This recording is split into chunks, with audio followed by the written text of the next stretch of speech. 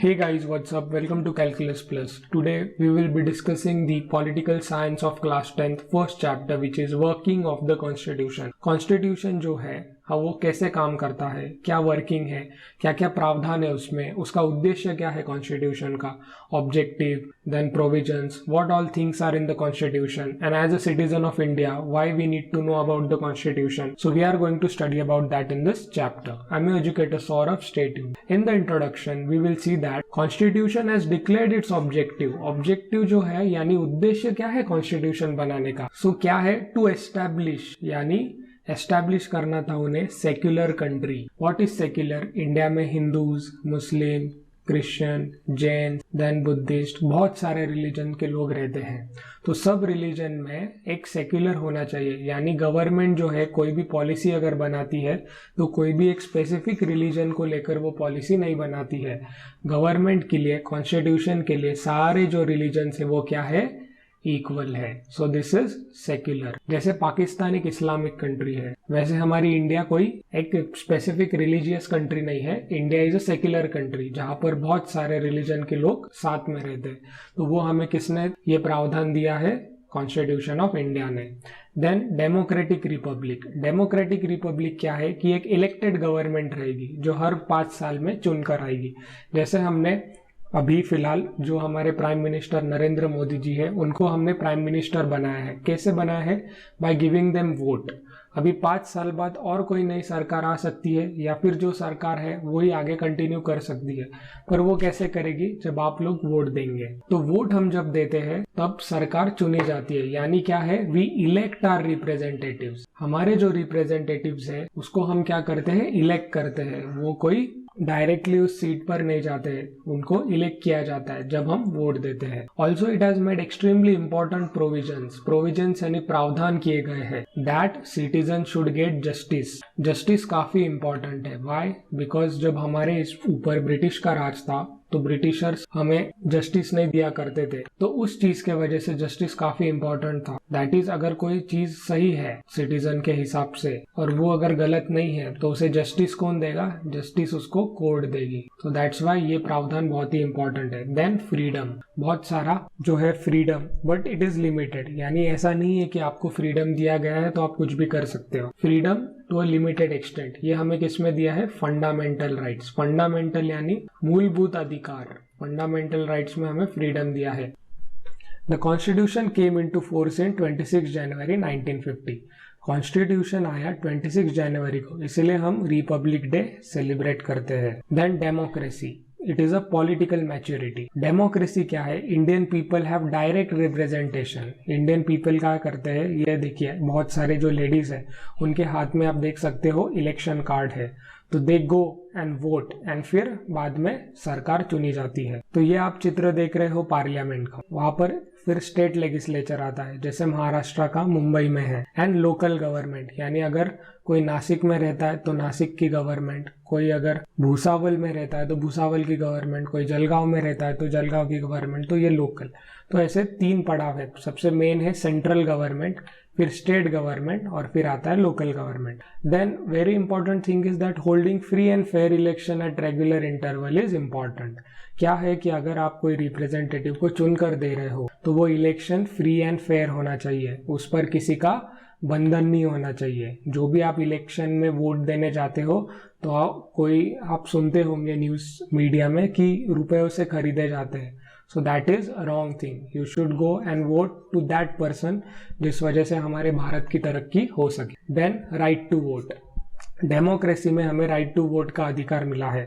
The Indian constitution has made provision, प्रावधान किया गया है right to vote for adult. इसको अडल्ट को ही वोट देने मिलता है, कोई छोटा लड़का जाकर वोट नहीं दे सकता है, इसीलिए उसको अडल्ट सफरेज कहा जाता है.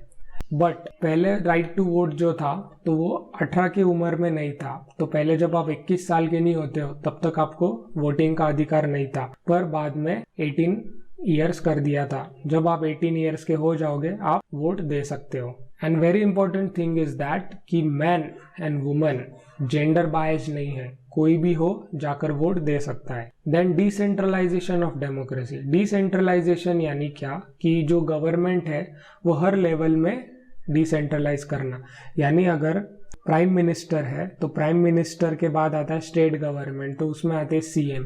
देन बाद में लोकल गवर्नमेंट आते हैं तो मेयर। तो आप देख सकते हो कि यहाँ पर डिसेंट्रलाइजेशन है, सारी पावर्स पीएम के पास नहीं है, तो कुछ पावर्स सीएम के पास होती है जो स्टेट की है, एंड कुछ पावर्स होती है मेयर की, जो एक डिस्ट्रिक्ट का मेयर होता है जो वो संभालता है। यानी जो सारी पावर्स है वो सेंट्रल गवर्नमेंट के पास नहीं है, तो पावर्स क्या की गई है, डिस्ट्रीब्यूट की गई है।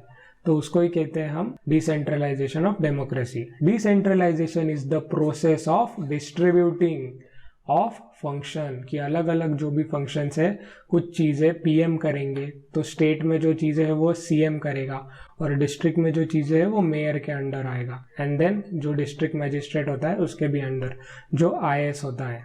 तो ये क्या है, डिसेंट्रलाइजेशन, यानी distributing of functions, powers, people और thing away from central location. Central location क्या है, जो दिल्ली में है, दैट इज लोकसभा। तो लोकसभा के पास सारे पावर्स नहीं है, तो वो पावर्स डिस्ट्रीब्यूट किए गए हैं। देन डिस्ट्रिक्ट के बाद आता है आपका पंचायत, ग्राम पंचायत आता है, तो वो उसमें भी आपको पावर्स सरपंच के हाथों में होते हैं। तो ऐसे अलग अलग लेवल पे ये सब चीज़ें की गई है। सो सबसे पहले है यूनियन गवर्नमेंट, जिसमें आप देख सकते हो प्राइम मिनिस्टर है Narendra Modi ji. Then state government में सीएम है जो हमारे उद्धव ठाकरे जी है। देन लोकल गवर्नमेंट में आपके म्यूनसिपैलिटी आती है और पंचायत आती है। तो पंचायत और म्यूनसिपैलिटी जो है उसमें भी सेग्रीगेशन किया गया है। सबसे पहले म्यूनसिपल कॉरपोरेशन, म्यूनसिपल काउंसिल और nagar panchayat, depends on the district, उसका पॉपुलेशन कितना है। देन डिस्ट्रिक्ट पंचायत होता है, इंटरमीडिएट पंचायत और विलेज पंचायत। तो ये सारी पावर्स क्या की गई है, डिस्ट्रीब्यूट की गई है। That is important thing for you to remember. Then decentralisation of democracy क्यों कहा गया, क्यों सिर्फ पीएम के पास ही सारे पावर्स क्यों नहीं दिए गए, बाकी सीएम क्यों बनाए। देन बाद में आप मेयर्स, देन ग्राम पंचायत में सरपंच, ये सब चीज़ें बनाने की क्या ज़रूरत है, क्योंकि अगर आप एक आदमी के पास सारे पावर्स दे दोगे तो पावर का मिसयूज हो सकता है। इसी वजह से डिसेंट्रलाइजेशन किया गया है। एंड देन यहाँ पर क्या होता है कि पीएम के बाद सीएम, मेयर, नगर सेवक, ये सब चीज़ों को क्या है, ये लोगों को अपॉर्चुनिटी मिलती है लोगों की सेवा करने की। और आप में से कोई भी अगर कॉमन पीपल है तो वो भी पॉलिटिकल पार्टिसिपेट कर सकता है, सिर्फ पीएम के पास पावर नहीं रहेगी या फिर सिर्फ सीएम के पास। तो ये इम्पॉर्टेंट एक पॉइंट है आपका। Then empowering local self government, हर चीज़ के लिए हम दिल्ली नहीं जा सकते कि कोई भी छोटी चीज़ है, अगर आपके स्ट्रीट लाइट खराब हो गई है तो आप डायरेक्ट पीएम को लेटर नहीं लिख सकते। आप क्या करोगे, म्यूनसिपल कॉरपोरेशन में या फिर आपका जो नगर सेवक है उसके पास जाओगे। तो ये एम्पावरमेंट बढ़ता है लोकल गवर्नमेंट के पास, यानी छोटे छोटे जो चीज़ होती है वो आप डायरेक्ट सेंट्रल गवर्नमेंट के पास क्यों जाओगे। जैसे आपके रोड्स, देन इलेक्ट्रिसिटी का कोई प्रॉब्लम होगा, स्ट्रीट लाइट्स का प्रॉब्लम होगा, पॉट होल्स होंगे, देन वाटर सप्लाई होगा। तो ये सब चीज़ें जो है बेसिक नीड्स, जिसके लिए हमें सेंट्रल गवर्नमेंट जाने की ज़रूरत नहीं पड़े, क्योंकि India is a huge country, और इंडिया ह्यूज कंट्री होने की वजह से डिसेंट्रलाइजेशन करना काफ़ी इम्पॉर्टेंट था। नहीं तो वर्कलोड बढ़ जाएगा अगर सब चीज़ें पीएम के अंडर आ गई तो ये भी एक उसका important point है। One such important attempt is 73rd and 74th amendment to Indian Constitution। आपको पता है इंडियन कॉन्स्टिट्यूशन जो 26 जनवरी 1950 को हमने एनफोर्स किया था, तो वो हम अमेंड भी कर सकते हैं। अमेंड यानी क्या है कि उसमें बदलाव ला सकते हैं, जैसे जैसे साल बीतते जाते हैं कोई नई चीज़ें आती है। क्योंकि 1950 के जो लॉज है और जो 2020 के लॉज है, तो अभी ज़मीन आसमान का फ़र्क आ गया है इन 70 सालों में। तो वो हमें लॉस क्या करने पड़ते हैं, टाइम टू टाइम बदलने पड़ते हैं, उसको हम अमेंडमेंट कहते हैं। तो ऐसे 73rd और 74th अमेंडमेंट जो था उसमें ये लोकल सेल्फ गवर्निंग को स्टेटस मिला गया था और लोकल गवर्नमेंट की जो पावर थी वो इंक्रीज की गई थी। Then right to information. Right to information जो है 2005 में आया था during Congress government. Right to information क्या है कि कोई भी अगर गवर्नमेंट की बॉडी है एंड वहाँ पर अगर हमारा टैक्स जाता है या कोई भी चीज़ है जिसमें लोगों का कोई लेना देना है, जैसे फॉर इम्पोर्टेंस अगर अभी आपने सीएम फंड में कोई फंड जमा किए तो आपने अगर 500 रुपये दिए, तो ऐसे बहुत सारे लोग होंगे और अगर इनकेस 1 करोड़ जमा हो गए तो 1 करोड़ कहाँ खर्च किए गए हैं इसकी जानकारी अगर हमें चाहिए होगी तो आपको राइट टू इन्फॉर्मेशन अपील करनी पड़ेगी। इस वजह से क्या होता है कि जो गवर्नमेंट होती है वो ट्रांसपेरेंसी रखती है, यानी एक एक रुपये आपका कहाँ खर्च हुआ है, किस चीज़ के लिए यूज़ हुआ है, वो सब चीज़ें आपको पता चलेगी। इससे लोग क्या होती है, शक्ति बढ़ती है यार। और जो गवर्नमेंट होती है उनको भी पता होता है कि we have to give report. अगर आरटीआई किसने फाइल किया तो हमें ये सब बताना पड़ेगा। तो जो रिकॉर्ड्स होते हैं वो भी क्लियर होते हैं, ट्रांसपेरेंसी होती है, यानी पारदर्शिता, यानी जो चीज़ हमें चाहिए वो पता चलेगी।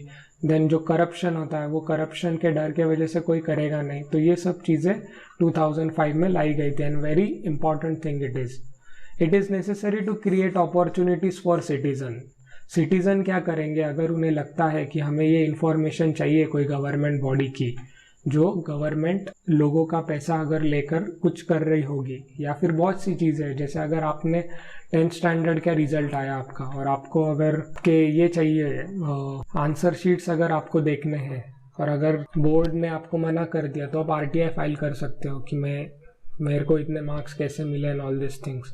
सो ये क्या होता है, एक अपॉर्चुनिटी होती है सिटीज़न को कि वो पार्टिसिपेट कर सकते हैं, इंटरेक्ट कर सकते हैं गवर्नमेंट के साथ कि हमें भी शामिल कीजिए गवर्नमेंट में, और हमें भी पता होना चाहिए, ट्रांसपेरेंसी होनी चाहिए कि क्या क्या चीज़ें गवर्नमेंट में होती है। इंक्रीज्ड कम्युनिकेशन होता है between citizen and government. Then democracy को बढ़ावा मिलता है। डेमोक्रेसी क्या है कि हम वोट करते हैं, देन जो हमारे रिप्रेजेंटेटिव्स है वो इलेक्ट होते हैं।